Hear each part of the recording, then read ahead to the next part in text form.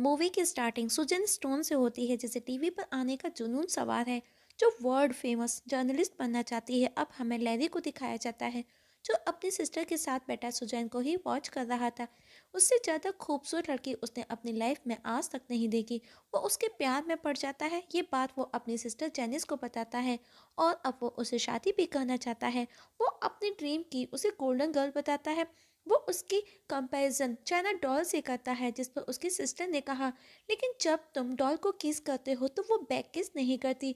Larry की sister skating line में अपना कैरियर बनाना चाहती है। जब वो तीनों नेक्स्ट डे एक साथ लंच करते हैं तो सुजैन उसे प्लास्टिक सर्जरी कराने की सलाह देती है।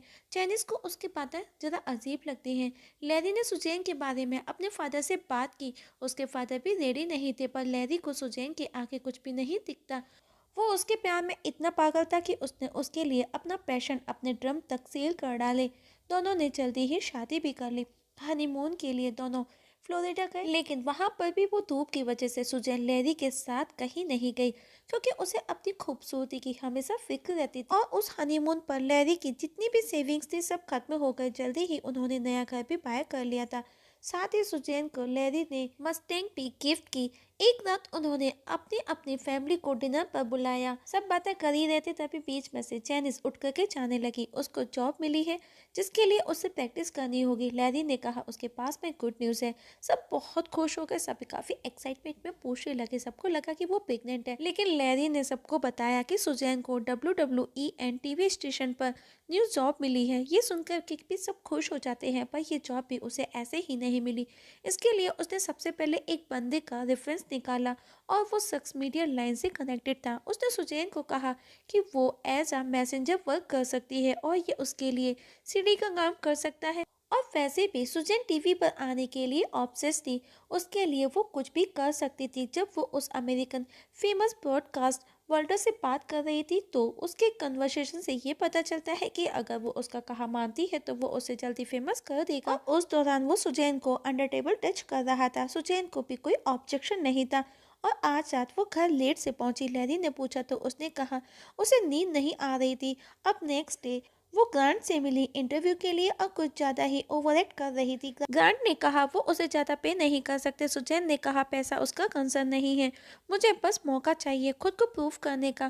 पर ग्रांट ने कहा वो लोकल केबल स्टेशन है। पर सुजैन ने कहा वो कुछ भी करेगी। ग्रांट ने कहा कि वो उसे सोच करके बताएगा। उसके जाने के बाद में उसकी नौटंकी को लेकर के ग्रांट और उसका असिस्टेंट दोनों उसका मजाक बनाते हैं। अब उसने लैरी को भी भाव देना बंद कर दिया था। वॉल्टर ने उसे एक पपी गिफ्ट किया जिसे देख करके सुजैन बहुत खुश थी और अब उसने WWE में एज असिस्टेंट जॉब ज्वाइन कर ली थी। वो दिन भर ग्रांट को नए नए आइडियाज देती थी। वो खुद को ऐसे शो करती थी मानो कि वो कितनी पैशनेट, डेडिकेट और कमिटेड है। अब ग्रांट ने उसकी हरकतों से परेशान होकर के उसे शाम की वेदर रिपोर्ट बताने के लिए प्रमोट कर दिया। ग्रांट चाहता था कि वो नॉर्मली वेदर रिपोर्ट बताए, पर वो वहां पर भी अपनी ओवर एक्टिंग से बाज नहीं आई।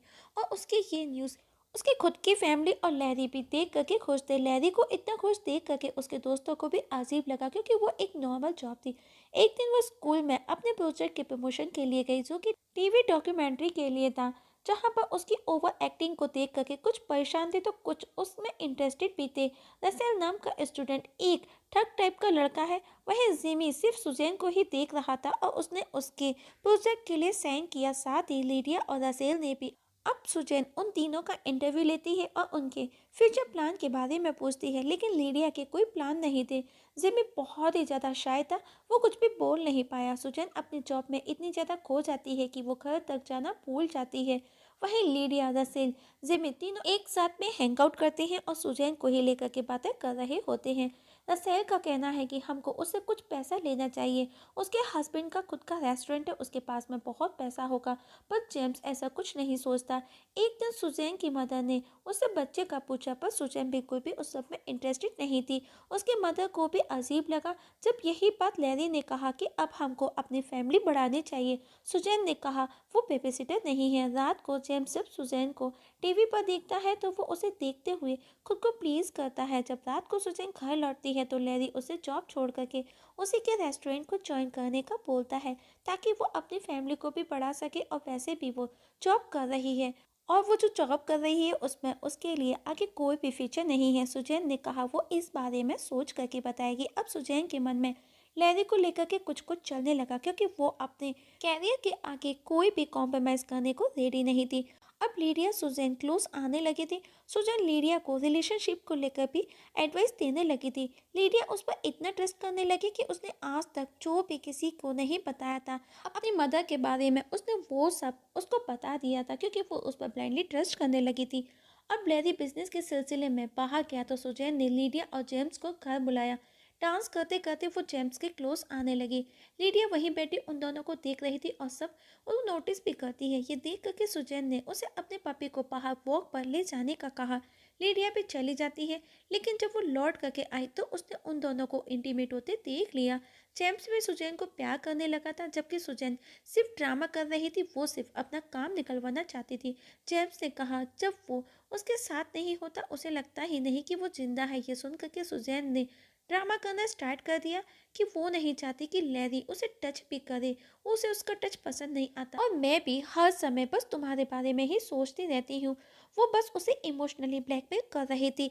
जेम्स ने कहा तुम उससे डिवोर्स क्यों नहीं ले लेती, पर सुजैन का ड्रामा वर्क कर गया। उसने जेम्स को लैरी को मारने के लिए रेडी कर लिया और उससे रसेल को रेडी करने को कहा, पर रसेल ने $1000 मांगे थे। लेकिन सुजैन ने किसी तरह उन तीनों को लैरी को मारने के लिए मैनिपुलेट कर लिया था, जिसके लिए उन्होंने गन भी अरेंज कर ली। शादी की एनिवर्सरी वाले दिन ही उन्होंने लैरी को मार डाला।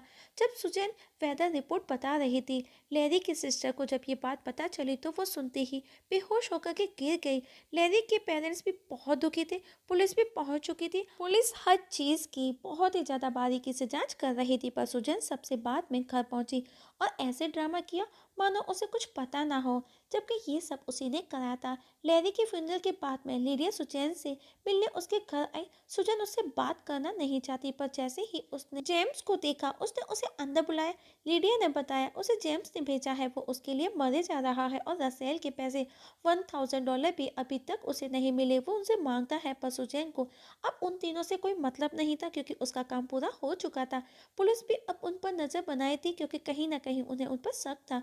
नेक्स्ट डे जब वो ऑफिस अपनी डॉक्यूमेंट्री की वीडियो टेप कलेक्ट करने पहुंची तो ग्रांट ने बताया वो पुलिस लेकर के जा चुकी है।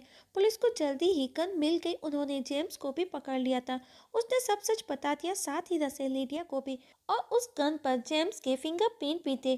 तो उससे पूछताछ करने पर उसने बताया कि सुजैन ने उसे कहा था कि वो हमेशा उसे मारता रहता है, और वो सब सच बता देता है कि किस तरह सुजैन ने उन तीनों को मैनिपुलेट किया।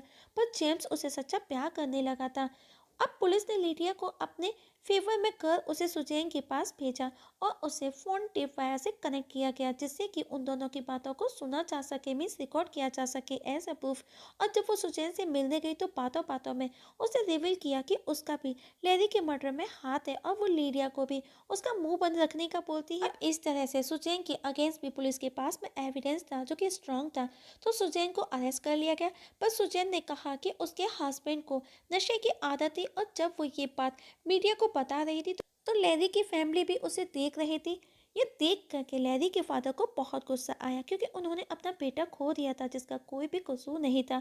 उन्होंने गुस्से में अपना टीवी ही तोड़ डाला, लेकिन सुजैन ने उल्टा पुलिस पर ब्लेम किया। अब उसे बेल पर रिहा कर दिया गया। अब वो मीडिया में हर जगह छाने लगी जैसा वो चाहती थी। उसने अपने हस्बैंड के साथ साथ में रसेल और जेम्स को भी ट्रैप किया। अब जिमी रसेल को आजीवन कारावास की सजा हुई, जबकि लीडिया को प्रोविजन पर छोड़ दिया गया। वहीं सुजैन को हिटमैन मिला, जो कि एक कंटेनर के पीछे उसे लेकर के जाता है और उसे मार करके जमी हुई लेक के नीचे दफना देता है और लैरी के फादर को कॉल करता है। मतलब कि ये सब लैरी के फादर ने कराया था। मूवी के लास्ट में हमें लैरी के सिस्टर को दिखाया जाता है उसी लेक पर स्केटिंग करते हुए जहाँ पर सुजैन को दफनाया गया था। और इसी के साथ में मूवी की एंडिंग हो जाती है। दोस्तों, आप लोगों से एक छोटी सी रिक्वेस्ट है, अगर आप इस चैनल पर नए हैं तो प्लीज़ सब्सक्राइब करना ना भूलिएगा।